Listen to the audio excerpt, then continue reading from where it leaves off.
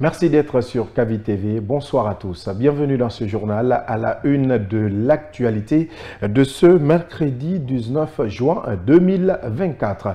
Le Conseil national de la transition s'implique pour une sortie de crise entre les médias privés et les autorités de la transition. Loin des caméras ce mercredi, son président a reçu tour à tour des commissaires de la Haute Autorité de la Communication, le syndicat des professionnels de la presse de Guinée et des patrons de médias. Une rencontre qui suscite assez d'espoir à en croire le secrétaire général du SPPG.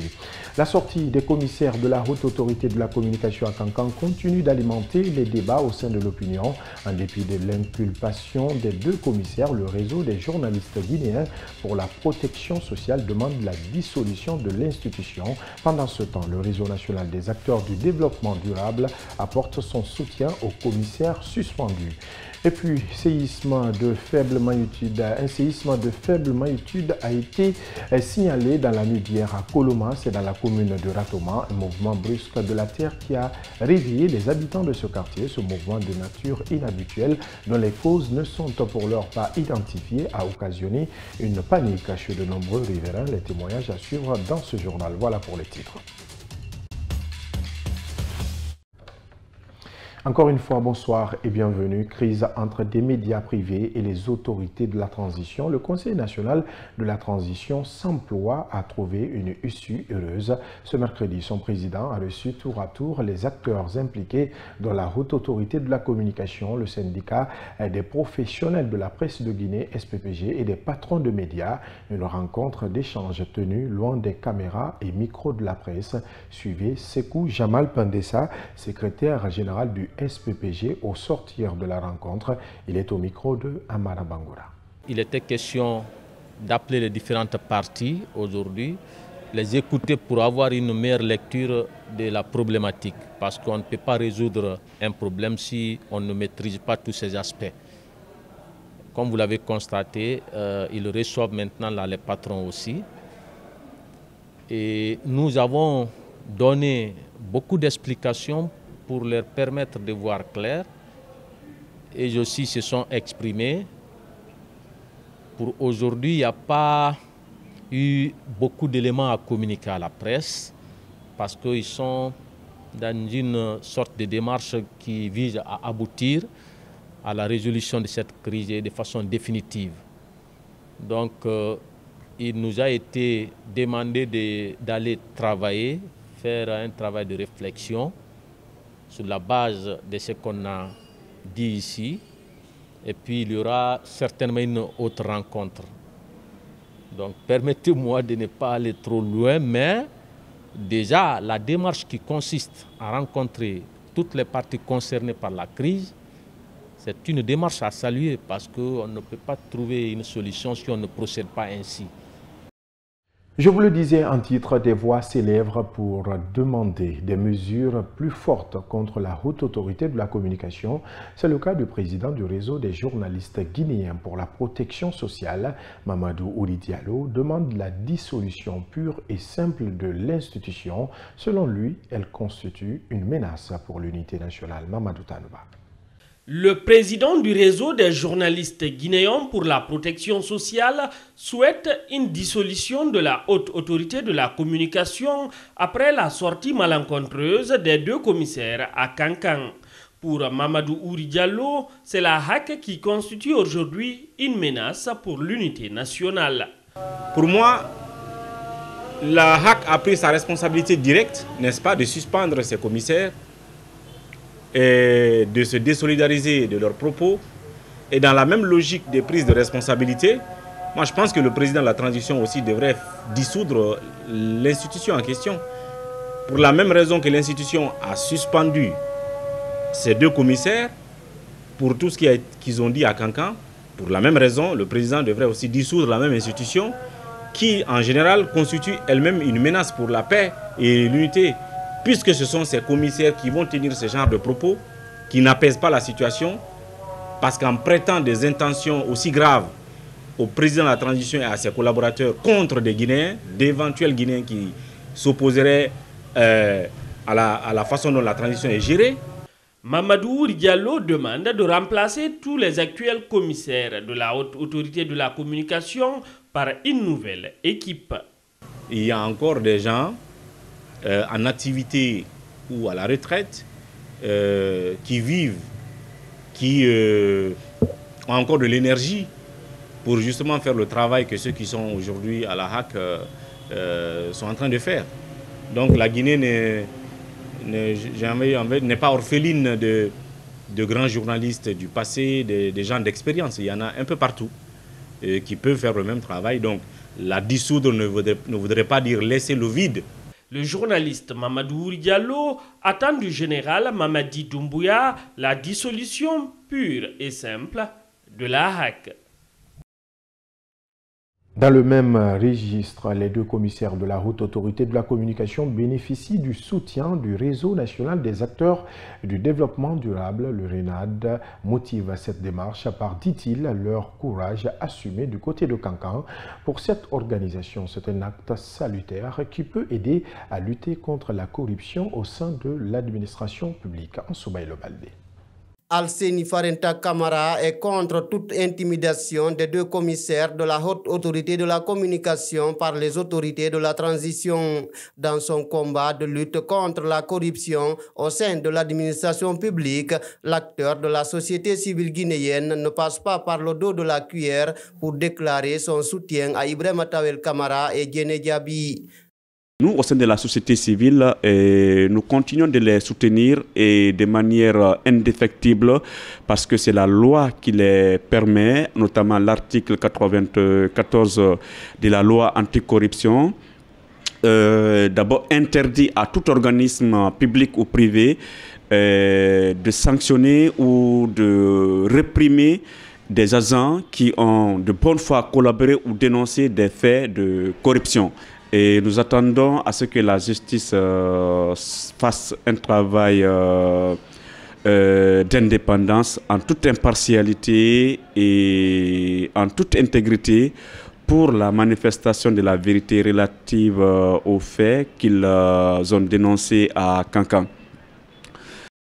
Plus loin, le lanceur d'alerte estime que les dénonciations faites par les deux commissaires de la HAC doivent être prises au sérieux. C'est pourquoi Alseni Farenta Camara souhaite que les personnalités citées au plus haut niveau de l'État soient entendues par la justice.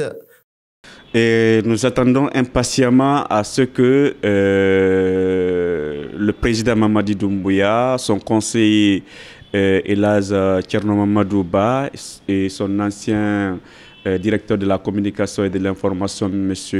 Moussa Moïse Silla, puissent aussi être entendus par la justice parce que tout simplement, comme je viens de vous le dire, les actes de corruption sont collectifs et personne ne le fait seul. À l'ouverture de leur procès, Alseni Farenta Camara entend prendre part pour apporter son soutien indéfectible aux deux commissaires de la HAC, ce conformément aux articles 94 et 100 de la loi anticorruption en République de Guinée. Justice à présent dans ce journal, procès des événements du 28 septembre 2009. La défense de l'ancien chef de la junte militaire de 2008 s'attaque au rapport produit par la commission d'enquête internationale.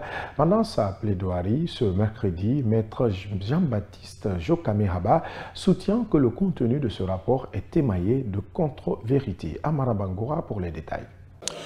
Le conseil principal de l'ancien chef de la junte s'est encore pris au parquet pour maître Jokame Haba, ce représentant de la société, a démissionné de la mission que celle-ci lui a dévolue. Le ministère public l'aurait manifesté dans son discours politique en requérant au nom du peuple de Guinée des peines contre un citoyen. Jokame Haba estime que le faire est synonyme d'un autre délit usurpation de fonction. À ce stade de la procédure, selon maître Jokame, le parquet a renoncé aux peines poursuivies qui ont été aussi déviées par les parties civiles au profit d'autres mais sans preuve, d'où leur demande de requalification des faits. L'avocat dit ne pas être d'ailleurs surpris. Ils ont confirmé l'inauthenticité du rapport d'enquête internationale sur les atrocités du 28 septembre 2009, le rapport d'enquête internationale qui aurait gonflé le nombre de morts de disparus contre les chiffres officiellement déclarés par les autorités d'alors. peinent à les répartir selon leurs familles respectives. L'absence de preuves chez le parquet pour asseoir l'imputabilité de Moussa Dadis Camara, soutient l'avocat, est la conséquence de l'insérieux de la commission d'enquête internationale qui avait pourtant accusé les autorités d'alors d'avoir dissimulé les preuves sur les crimes perpétrés. La question que la défense de l'ancien chef de la junte se pose est en quoi le tribunal doit accorder du crédit à ce rapport rempli de contre-vérités. Autre titre de ce journal, dans la nuit du mardi 18 juin 2024, les habitants de Koloma, dans la commune de Ratoma, ont été réveillés par un brusque mouvement de la terre. Ce mouvement de nature inhabituelle, dont les causes ne sont encore pas identifiées, a occasionné une panique chez les citoyens de la localité. Nos reporters Fatoumata Kane, Amanatou Diallo et Ousmane Kamara ont interrogé des témoins de la scène. Suivez leur reportage. C'est aux environs de 22 heures qu'un séisme de faible magnitude s'est produit au quartier Koloma, situé dans la commune de Ratoma. Un phénomène naturel, mais inhabituel, qui a momentanément créé la panique chez les habitants. Pour de nombreux riverains, cela est une première. Moi, je revenais de resto. Donc, je suis arrêté juste au niveau de ma porte ici. J'ai senti un tremblement, en tout cas un mouvement qui se passait. Et moi, je me suis dit que c'était mon corps qui me jouait des tours. Et c'est après que ma voisine m'a trouvé, me demanda aussi si je n'ai pas senti quelque chose. Je dis oui, effectivement. Donc elle m'a dit qu'il s'agissait d'un tremblement de terre. J'avais la certitude de la main, comme elle l'a confirmé. Ça a fait un mouvement, mais 3 fois. Je suis arrêté, je manipulais mon téléphone avec mon manger en main. Il y a eu un premier mouvement, deuxième et troisième. Les secousses de ce séisme ont aussi été ressenties à Kipé. Dans son sommeil, Alimatou Bari a été brusquement réveillé. Je suis d'équipé. La terre a vraiment tremblé la nuit dernière. Moi, je dormais. Quand j'ai entendu le mouvement, je me suis précipité pour sortir. Puis je suis rentré dans ma chambre pour faire des invocations. C'est quand je suis arrivé à Koloma que j'ai pu en parler avec les autres femmes. Par définition, un tremblement de terre ou un séisme résulte de la libération d'énergie accumulée par les déplacements et les frictions des différentes plaques de la croûte terrestre. La prolifération des forages dans ce quartier serait la cause de ce phénomène non identifié, soutient Seko Omar Kamara. Le forage dans l'endroit, ça peut causer le tremblement de terre aussi. C'est ça qui même amène les fissures au niveau des bâtiments. Même si c'est un nouveau bâtiment construit tout de suite là, il y a des fissures au niveau de ça. C'est à cause de ce qu'on appelle de ces forages. Mais quoi faire? Il n'y a pas d'eau. Et on ne peut pas vivre sans l'eau. Il faut avoir de l'eau. On se lave le matin, on se brosse, on fait tout avec l'eau. Vous connaissez la quantité d'eau utilisée par chaque citoyen par jour? Voilà, s'il n'y a pas d'eau, comment on va vivre? Il n'y a pas de pompe. Voilà, donc c'est ça. L'État n'a qu'à se lever, prendre les dispositions, comme c'est un léger tremblement de terre, de prendre les dispositions pour sauver les citoyens. Sinon, si le pire est là, on n'allait pas autre chose. C'est ça qui est arrivé en Turquie. Ce phénomène inhabituel inquiète les habitants de ce quartier. Ils interpellent cependant les autorités compétentes afin d'éviter le pire. Au Tchad, le plus important dépôt de munitions de l'armée a pris feu dans la nuit de mardi à mercredi, provoquant la mort d'au moins 9 personnes et de puissantes explosions dans la capitale N'Djamena. Ce premier bilan chiffré risque de ne pas être définitif car des blessés sont dans un état gravissime, a précisé le ministre de la Santé publique Abdel Majid Abderrahim. Mamadou Tanba nous en dit plus. 9 morts et 46 blessés, certains dans un état grave, c'est le bilan que le ministre de la Santé a donné lors d'une conférence de presse avec 5 autres membres du gouvernement. Le ministre de la Défense n'a pas souhaité préciser le nombre de militaires parmi les victimes. Le site d'explosion est dévasté. Le président de la République, Mahamat Idriss Déby, et le Premier ministre se sont rendus sur place ce matin. Il ne reste absolument plus rien du dépôt de munitions transformé en champ de ruines avec au centre 2 énormes cratères noirs larges d'une dizaine de mètres. Le dépôt de munitions a pris feu vers 22 h heure locale et l'incendie a duré plusieurs heures accompagné de très puissantes explosions entendues à des kilomètres à la ronde. Des tubes de roquettes, des éclats sont retrouvés un peu partout dans les premiers et deuxièmes arrondissements de la ville. Certains projectiles n'ont pas explosé et les services de déminage ont diffusé un numéro d'appel. L'origine du sinistre n'est, d'après les premiers éléments, pas criminel, avait affirmé un peu plus tôt le ministre des Affaires étrangères et porte-parole du gouvernement. Pendant 2 heures, au cœur de la nuit, d'innombrables explosions très puissantes ont embrasé le ciel au-dessus de l'arsenal du quartier Goudji dans le nord de la capitale tchadienne et fait trembler des édifices jusqu'à 6 ou 7 km autour. Sport, pour terminer, un accord a été trouvé entre Mady Camara et le PAOK Salonique. Le joueur guinéen va s'engager avec le club grec pour 3 ans. Un contrat signé malgré une dernière offensive du club espagnol de Retafe. La perspective de jouer la Ligue des Champions et d'évoluer dans un championnat qu'il connaît bien ont été entre autres raisons du choix de Mady Camara. Hassan Diallo pour plus d'explications. Libre au 30 juin, une opportunité manquée pour les clubs français après une expérience réussie mais controversée à l'Olympiakos où il avait été écarté pour avoir refusé de prolonger son contrat. Mady Camara se trouvait libre au 30 juin. Le milieu de terrain international guinéen, fort de son expérience et de sa maîtrise du français, avait suscité l'intérêt de plusieurs clubs français.